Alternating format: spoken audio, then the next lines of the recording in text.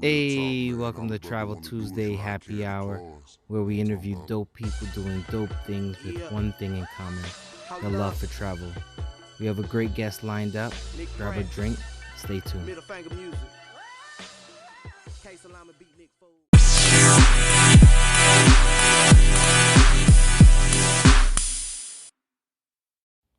What's going on, travel fam? If you ever thought about starting a podcast, check out Anchor. Anchor is free. Anchor will provide you tools to record and edit your podcast from your phone or your computer. Anchor will also distribute your podcast to multiple streaming platforms like Spotify, Apple Podcasts, and many more. You can make money from your podcast with no minimum listenership. Everything you need right in one app. Download the free Anchor app or go to anchor.fm to get started. The people around us in the world. So I have a dope dude on here. What's going on, good brother? What's up, bro? Western PA in the house. You know what I mean? So tell us who you are and what do you do? My name is Stephen Opara. I am an emergency room technician as well as a Navy corpsman. I'm a combat medic with the Marines. Oh, you big time, big time. Look, listen, ladies, is your DMs open or nah? Because I need to make sure I block your DMs. Hey man, I'm just here. I'm just here. Okay, so that means his DMs are closed. If you read the body language, I'm just here. It's closed. All right. But I appreciate you because I was told recently I need to have more handsome gentlemen like yourself on the live. And the ladies are clearly appreciating because they got a whole bunch of heart eyes and stuff like that going on in the chat window. I appreciate it. I appreciate it. So tell us, what got you to traveling in the first place? So early on, my first travel experience out of the country was a cruise. Me and Rick, one of my frat brothers, we took a cruise down to the Bahamas. It was quick. It was 3 days, but instantly just got hooked at seeing other things that weren't in the States, you know? And it was just amazing. And then shortly after I joined the military, and then it was like being in a tunnel, and then you just come out of the tunnel. There's just so much to see, so much to experience. My first travel abroad with the military was to Morocco for a combat training mission, and it was amazing. I had been to Agadir, I had been to Tantan. I took a drive through the Sahara Desert, and it was just crazy. That's dope. That's dope. So what makes you want to continue to travel? You know what I mean? Outside of work related, like what drives you to traveling still? So friendship is very important to me. And birds of a feather, you know, stick together. So being. Well, we haven't been on a trip together yet, just so everybody knows this. That's crazy. Everybody knows this. So okay, go ahead. So just being able to experience different places with my friends and alone. Being able to see different things and be in the moment, experience different cultures and eat different food. It's all so good, man. It's all dope. Okay. So how has so let's stay there, right? Like, okay, having traveled with the military and having traveled alone, or outside of work related, like what's been kind of your best experience thus far? Man. Like, give me three. So okay, I'll give you three. So I was very fortunate. I was able to go to Alaska and to Hawaii to do some humanitarian work. And I think both of those places, when you think of them, you think of Alaska, it's cold. You think of Hawaii, it's the islands. When I was in Hawaii, I was in Kauai. It's one of the bigger islands, largely untouched by man, and their healthcare system there is trash. So we were able to go in and extract teeth. We were able to give glasses, and we were able to do physicals and do basic stuff that we consider mandatory or routine for us. For them, they only get these services once every 2 years when the military is able to go out there and do it for them. So that was amazing.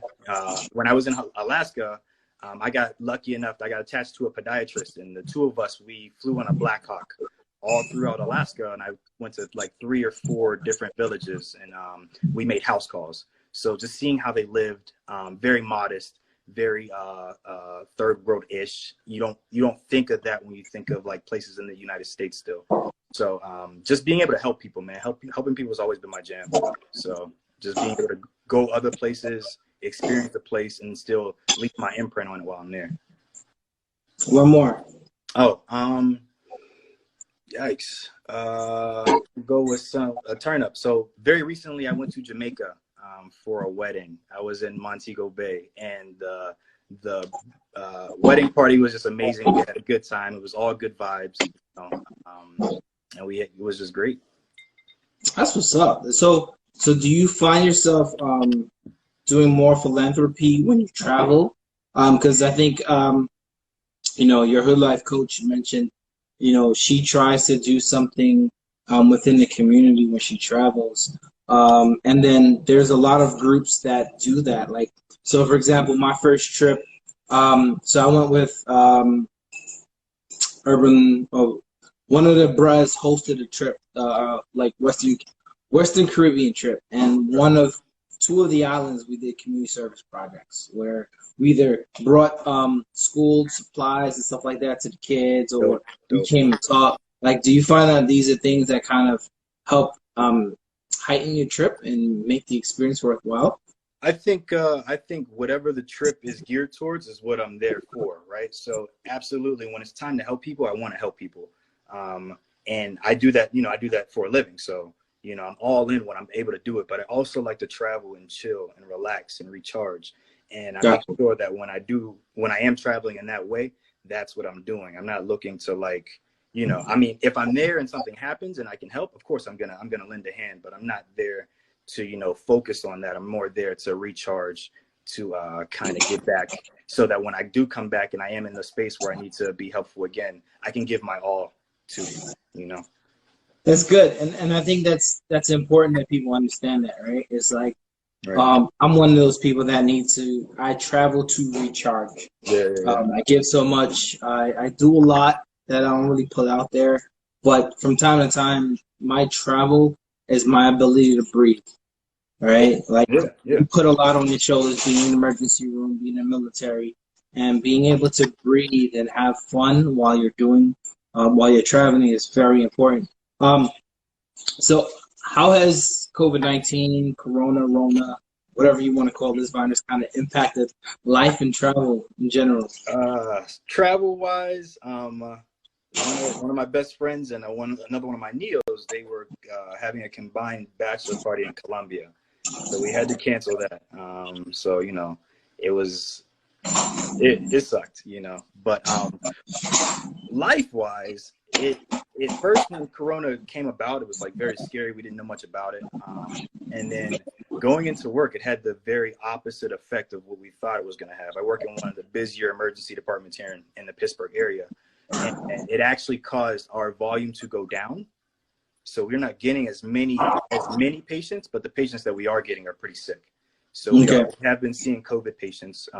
Luckily enough, we have the proper PPE. Every time I go on one of those patients, I'm an astronaut. I have an entire respirator. Listen, stay safe, bro. Stay safe. Absolutely. Safety first. But yeah, so it slowed down the emergency department a lot. People are actually staying home, which is good.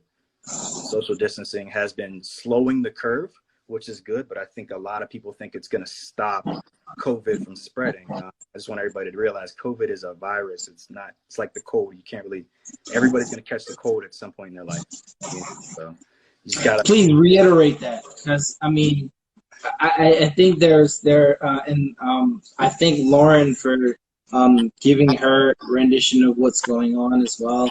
Mm-hmm. You know, the more medical or frontline staff that I have that are informed on this, the better informed my audience at least is. So please, like, let them know, like, what this looks like and what possibly can happen. COVID is going to be around for a very long time. I implore people to think of it like the flu, like flu season. Every year you might catch it, but you might. A lot of people do die from the flu every year, and it's mainly people that already have ailments previously or a medical history previously, COPD, upper respiratory infections, those kind of things. So just be mindful. You should always be washing your hands. You should always be mindful of, going outside and coming back in, and be mindful of sneezing into your elbow or into your chest when you're in public. And right now they're telling everybody to wear masks. You know, everybody should be wearing a mask, but know that wearing a mask is more to protect other people from you than it is to protect you from other people. So, you know, just practice cleanliness, man, and everybody's going to be okay. We'll get through this.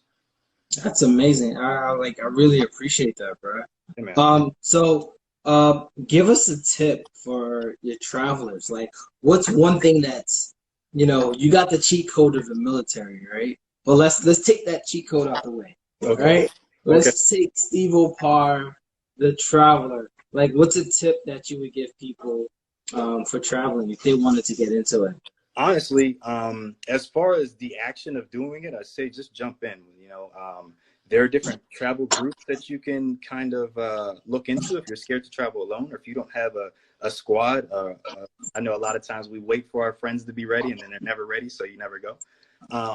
But there are travel groups that people are ready to travel right now, and then once you get into these groups and you just kind of go, you might feel like you're alone at first, but then you meet people that might end up being in your life forever. You know.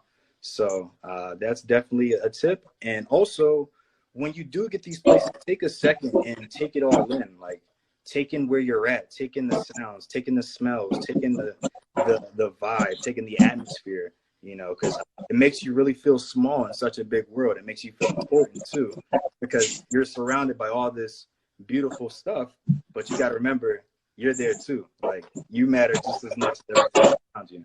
So it's super dope.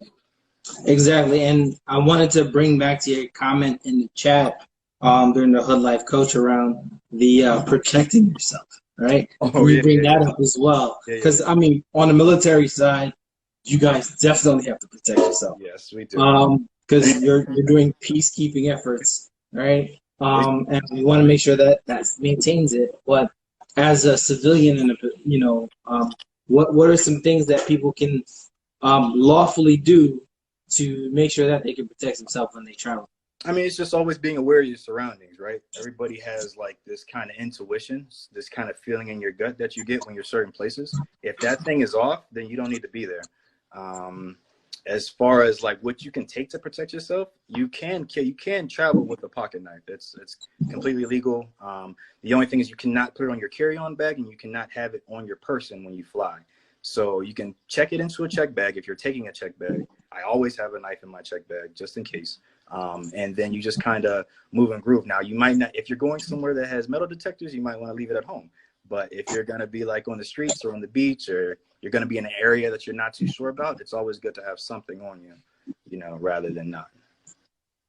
That's what's up. Well, I appreciate you, good brother, for joining. Always. And, you know, this has definitely been in the workings. Yeah. Once again, listen, I got a couple of travel dates that I'm trying to figure out where people are. Yes. And go ahead. Also, I want the dream. We got to do another dream team trip. I want to do Dubai in 2021. Let's make it happen. I haven't looked. 2021 is dead, so I can make Dubai my 40th country, because I was supposed to do a 40 by 40. That doesn't look like it's happening. Okay. So actually, it's gonna be a 40 by 41. Okay. Instead. That's fine. So I'm trying to jump. Let's make it happen, man. Yeah. And look, the skydive. Let's make it happen. I'm trying to jump, dog. You technically can't be scared, because your colleagues are gonna look at you like you crazy. I'm allowed to do whatever the hell I want. I can be scared. I'm still going to. Fear's not going to stop me, but fear is a mind killer, though. I'm telling you. Absolutely. But definitely appreciate you. Absolutely, bro. And everything that you offered gave huge levels of advice to people that want to travel and be able to get out there.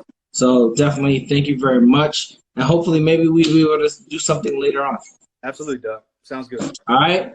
Deuces to everybody. Thank you all for joining Travel Tuesdays Happy Hour with Atomic Travels. And the goal is to really highlight dope people like my man Steve here and everybody else that joined the live today. And, you know, just really have fun while we do it. You know what I mean? So everybody, have a peaceful day. Drinks up. Cinco de Mayo, baby. Thank you. Another dope conversation keep traveling, and stay safe. Until next time, peace.